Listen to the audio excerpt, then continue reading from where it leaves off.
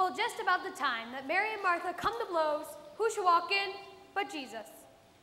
Suddenly, everyone's in a tizzy. They all rapidly shout, "Shalom, Rabbi Jesus."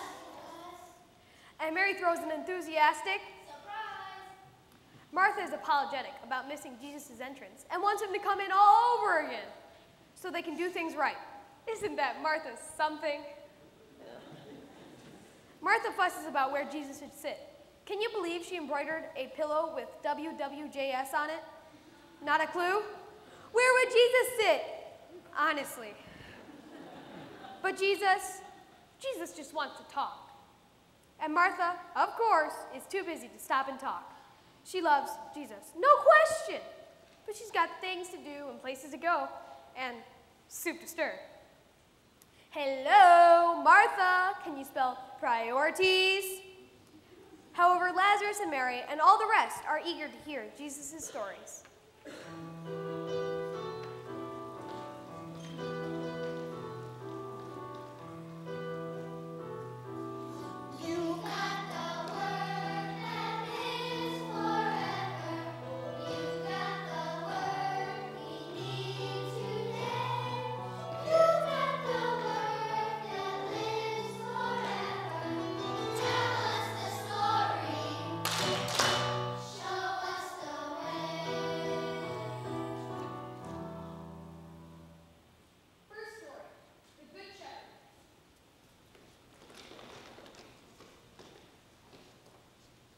Jesus said to them, "I am the good shepherd. The good shepherd lays down his life for the sheep. The hired hand, who is not the shepherd and does not own the sheep, sees the wolf coming and leaves the sheep and runs away. And the wolf snatches them and scatters them. The hired hand runs away because the hired hand does not care for the sheep. I am the good shepherd. I know my own, and my own know me, just as the Father knows me, and I know the Father. And I lay down my life for the sheep.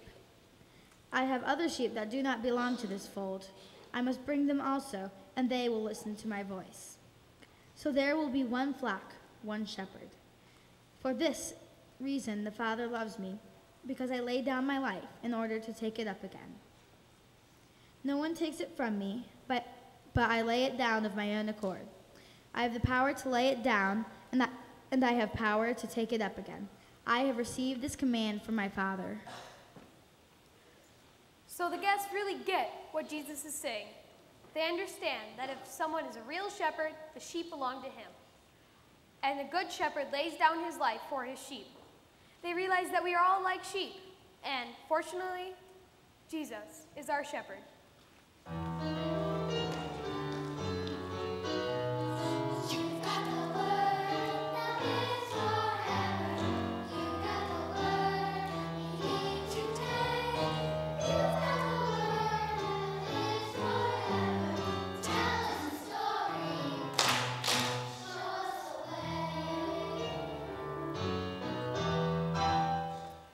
Okay, second story.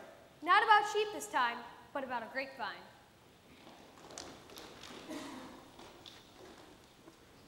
I am the vine, you are the branches. Those who abide in me and I in them bear much fruit. Because apart from me, you can do nothing. Whoever does not abide in me is thrown away like branches and withers. Such branches are gathered, thrown into the fire, and burned. If you abide in me and my word abides in you, ask for whatever you wish, and it will be done for you. My Father is glorified by this, that you bear much fruit and become my disciples. You are my friends if you do what I command you. I do not call you servants any longer, because a servant does not know what the master is doing. But I have called you friends, because I have made known to you everything that I have heard from my Father. You do not choose me, but I chose you, and I appoint you to go and bear fruit, fruit that will last, so that the Father will give you whatever you wish in my name.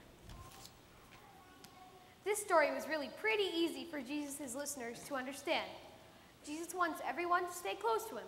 They, and we too, can grasp that if we stay close to Jesus, we will be strong disciples and glorify God.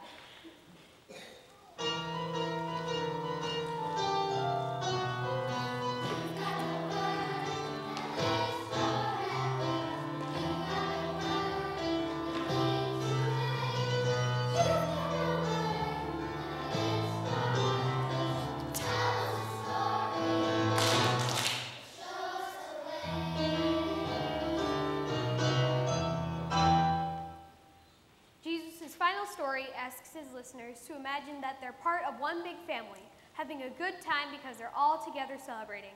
He tells them that he wants them, and us, to be his family, and that if we believe in him, it's like having special bread that can keep you alive forever. Listen to his own words. Jesus said to them, I am the bread of life. Whoever comes to me will never be hungry, and whoever believes in me will never be thirsty. This is indeed the will of my Father, that all who see the Son and believe in him may have eternal life. I am the bread of life. Your ancestors ate the manna in the wilderness, and they died. This is the bread that comes down from heaven, so that one may eat of it and not die. Whoever eats of this bread will live forever, and the bread that I will give for the life of the world is my flesh.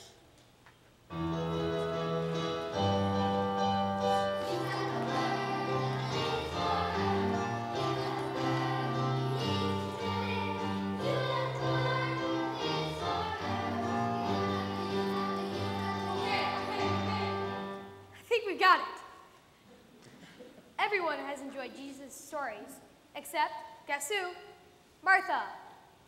Like any good little red hen, she's been slaving away at the kitchen, just trying to make something halfway decent for our guest. At this point, the only teaching she wishes Jesus would do would be to teach her sister Mary some manners. Tell her to pull her own weight. Now, Jesus' response is not surprisingly calm and soothing, like an ointment on Martha's raw nerves. Picture him telling her, Martha, you're working so hard and you're worried about so many things, but you don't need to be. I like Mary being here, and I like you here too. There's really only one thing you need.